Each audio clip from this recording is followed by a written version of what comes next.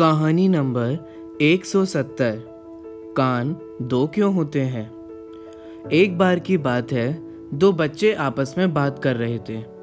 वे जानने की कोशिश कर रहे थे कि हमारे कान दो क्यों होते हैं। इसमें से एक बच्चा बोला कि एक कान सुनने के लिए होता है और दूसरा सुनी हुई बात को बाहर निकालने के लिए होता है। दूसरा बच्चा कहने लगा, नहीं, दोनों कान सुनने के लिए होते हैं, वो भी बड़ी सावधानी से। इसी बात को लेकर दोनों में झगड़ा हो गया। पहला अपनी बात पर अड़ गया और दूसरा अपनी बात पर। तभी एक सज्जन व्यक्ति आए। उन्होंने झगड़े को सुना तो कहने लगे, तुम दोनों की ही बात ठीक है। बच्चे सुनकर आश्चर्यचकित हो गए और पूछने लगे, ऐसा कैसे हो सकता है। तब उन सज्जन ने कहा, देखो, मेरी बात ध्यान से सुनो। जब कोई बुरी बात बताई जा रही हो तो उसे एक कान से सुनो और दूसरे से बाहर निकाल दो, तथा जब कोई अच्छी, लाभकारी अथवा गुणवर्धक बात बताई जा रही हो तो मन लगाकर दोनों कान से वह बात सुननी चाहिए और अपने मन में बैठा लेना चाहिए। इसलिए तुम दोनों की ही बात ठीक है।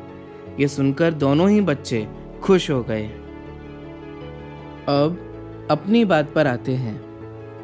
हमें भी अपनी ऐसी ही आदत बना लेना चाहिए कि जब भी किसी अन्य व्यक्ति की बुराई चल रही हो तो उसकी बुराई सुनने के लिए हम जैसे बहरे ही हो जाएं।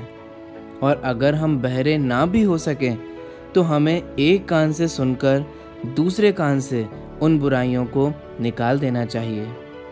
कभी भी कुश्रवण रूप पाप की हिस्सेदारी नहीं करने का ही प्रयास करना चाहिए।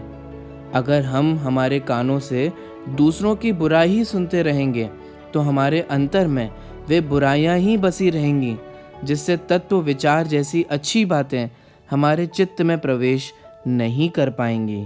हमारे इन दोनों कानों की शोभा तो इसी बात में है कि हम इनसे सतशास्त्र सुने। आप अगली वीडियो किस विषय पर चाहते हैं और आपको ये वीडियो कैसी लगी, ये हमें कमेंट कर अवश्य बताएं।